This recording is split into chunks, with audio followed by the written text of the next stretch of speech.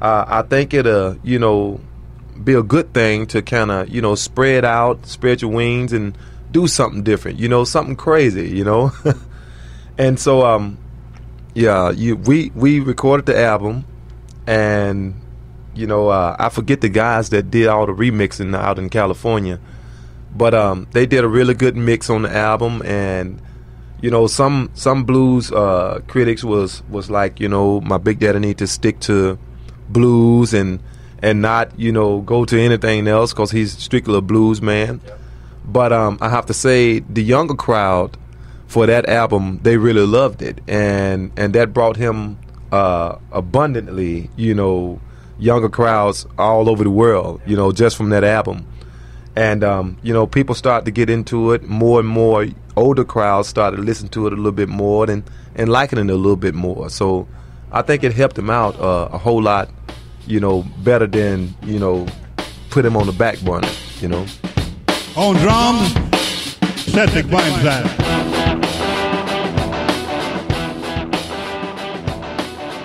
Seems like it really opened a lot of doors for you guys. There was music videos, and I had mentioned soundtracks and TV shows and Sopranos, and now Beastie Boys tour. Tell me about that. Well, it was a big surprise to me. Fat Possum, they always surprise us with a lot of things that we loved, even with the John Spencer thing.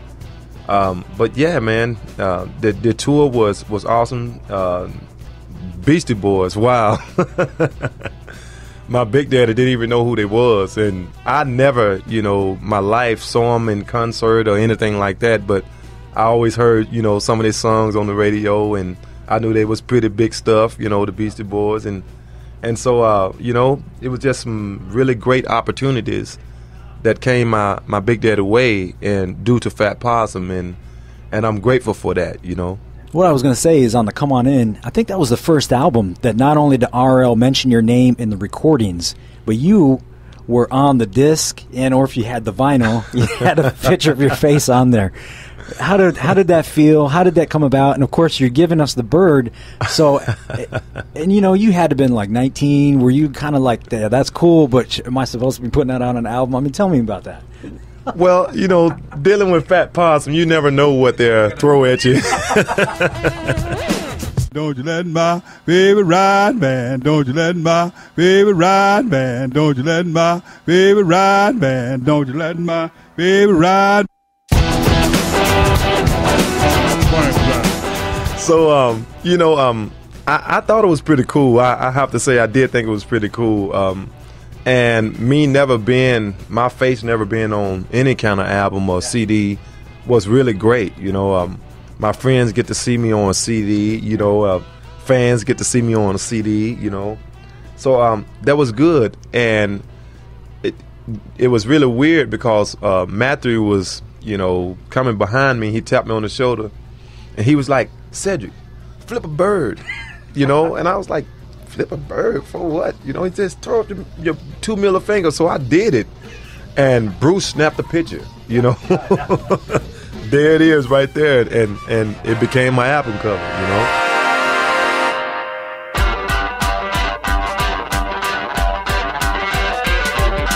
And now, baby, in the field where that fame left mobile head.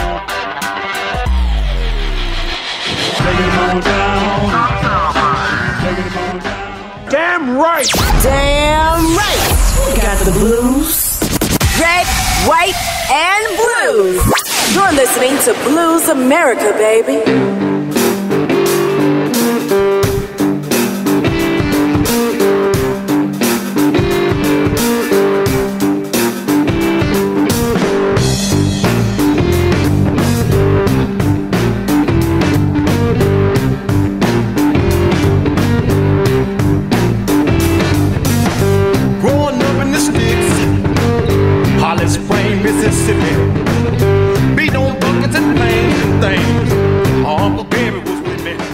You're listening to Blues America. I'm Drew Verbis, and I'm sitting down with famed blues drummer Cedric Burnside. So, Ced, what was it like growing up in a famous blues family when all of your classmates are you know, they're all listening to hip hop and they probably don't really understand your deep blues roots. Well, I have to say, it was beautiful. You know, it was a good experience growing up as a young kid and you know, progressing into this teenager that going all over the world. You know, a lot of my friends at school, they didn't even know, you know, I was a musician. And it's something I did every weekend. You know, before I went to school, I was at the juke joints, you know, every Friday, Saturday, and Sunday. So I turned a lot of them onto the blues, you know, when they started coming out and invite them out to the juke joint. And when they show up, they was, you know, they would be agape, man. Their mouths would be wide open, like, wow, you know. So it was cool. The only thing I regret is, you know, I didn't get as much, you know, education as I wanted to get. And so I had to, you know, leave school and travel with my granddad most of the time. And Kenny Brown was my tutor, but, you know, every night we, you know, jam a little bit. He was, I think, a little bit of all of our tutors. And right? Yeah, and well, he tried to tutor me, but you know, the alcohol, the moonshine, it just wouldn't let us get on the right track. So anyway, you know, that right there just, you know, kind of went down the drain, and I just, you know, saw it for what it was. It was a big opportunity for me to really see the world, and we was talking about France, you know, and we was talking about Israel in class, and I was actually going to these places, you know, and so that was a beautiful thing as well. I got to go to these places my teachers talked about, and I got to, you know, tell them about these places that they talked about, you know, to me. Yeah, not to mention, you know, juke joints, some of your classmates, that's probably something that was more of like a legend or something their dad or their grandpa talked about, and here you are, you're going to juniors. Yeah, you know. That's pretty special. That happened. A couple of my friends was telling me that they, you know, granddad and grandma, you know, actually go to Junior Kimbrough's and tell them about it, but they never been there. So, you know, you're right. Once they got there, they was, you know, all surprised but loved it, you know. Tell me about RL's passing. When that actually happened, tell me a little bit about that. You know, before he got very ill, around about the late 90s, he started, you know, when he first started getting ill, he had a problem with his heart. And so, you know, they did a bypass surgery, and it got him back on the right track, you know, and he started traveling a little bit more. And, you know, he was loving all of it. So around about, you know, early 2000s, he started kind of, you know, really getting really ill. So he had to have another bypass surgery. And so that one right there kind of, you know, put him under, you know. And he tried to, you know, get better. And he was progressing a little bit. But 2 bypass surgeries, you know, in 2 years, that's a lot, you know. And it kind of took a toll on him. And he wasn't getting as strong as he should have got, and you know, a couple more, his arteries clogged up, and of course they did 2 bypass surgery. They couldn't do another one, and so that right there really just went on and took him out, man. You know, his heart was too weak for him to even operate anymore. Yeah, and one of the reasons I bring it up is because here, you know, for the last decade or more, but at least professionally, you had been touring with him and recording with him, and now all of a sudden he's gone.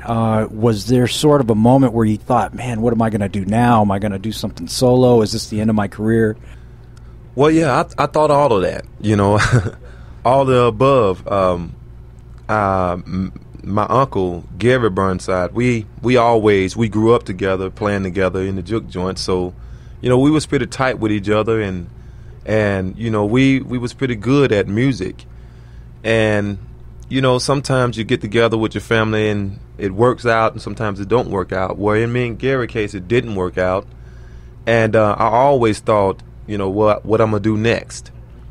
I got together with Kenny Brown a little bit, you know, after my granddad passed, and, you know, just did a few shows with him. And eventually I went my own way and hooked up with Lightning Malcolm. And after I hooked up with Lightning Malcolm, you know, we got pretty well known, and you know, helped my career a whole lot, doing that. And also, it helped my career a whole lot just being my granddad's drummer for so long.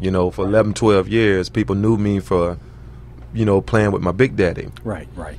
So tell me a little bit about Malcolm. Well, actually, Malcolm is from Missouri. He's from Joplin, Missouri. But he stayed in Mississippi for a bunch of years, so people thought he was from Mississippi, But, he was an excellent guitar player, a good guy to really jam out with. He's definitely really embraced that North Mississippi sound, I think, on most of the stuff I've heard from him. So, oh, yeah, he loved it, man. He loved it. And so when he started coming down and jamming out with me, we would do things in the juke joint, and sometimes we'd have little side gigs and whatnot, and it kind of got pretty big. And so we got a booking agent out of North Carolina, Intrepid Booking, and they started booking us, and of course that helped us a whole lot, and we got a lot of good opportunities, a lot of good exposure from the booking agent. No, I think it was about 2008 in Delta Groove Records. Tell me about that. How'd that go? Well, it went excellent, man. Me and Malcolm never had been with a big record company, like Delta Groove, but it really helped us out, and they pushed us a lot. And, just being on a big record company, you're going to get, pretty much the exposure that you need. And so it went great. We recorded a great album, a two-man wrecking crew, which won, best CD of the year. And that was beautiful because I never won anything in my life, So that winning best CD of the year was really beautiful for me and Malcolm, and it pushed us a little bit further, So I like to call this song here Holly Spring. Little intro that I came up with, Hope y'all like it.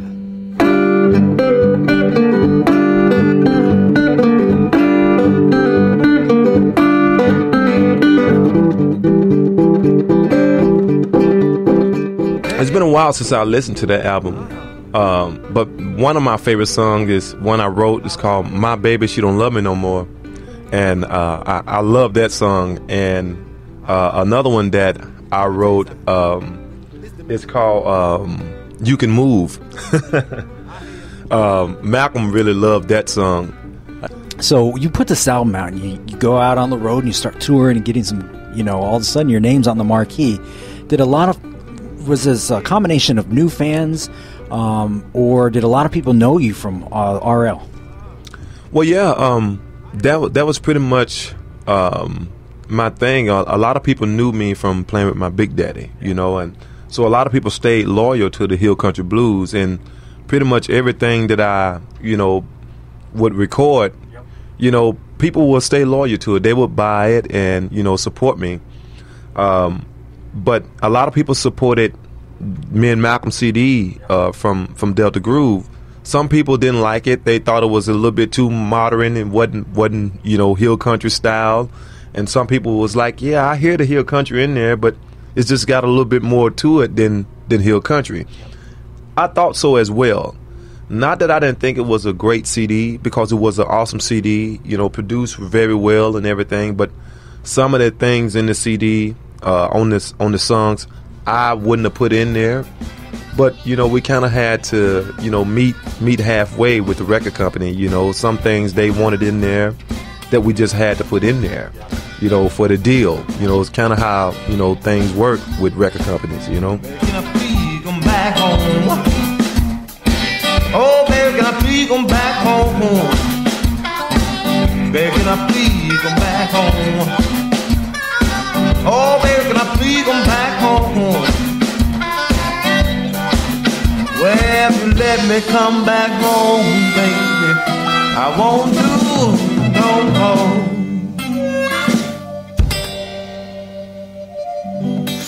Wait a minute, Big Mama. Blues America will be right back. More blues on our Facebook and Twitter. More with this week's special guest.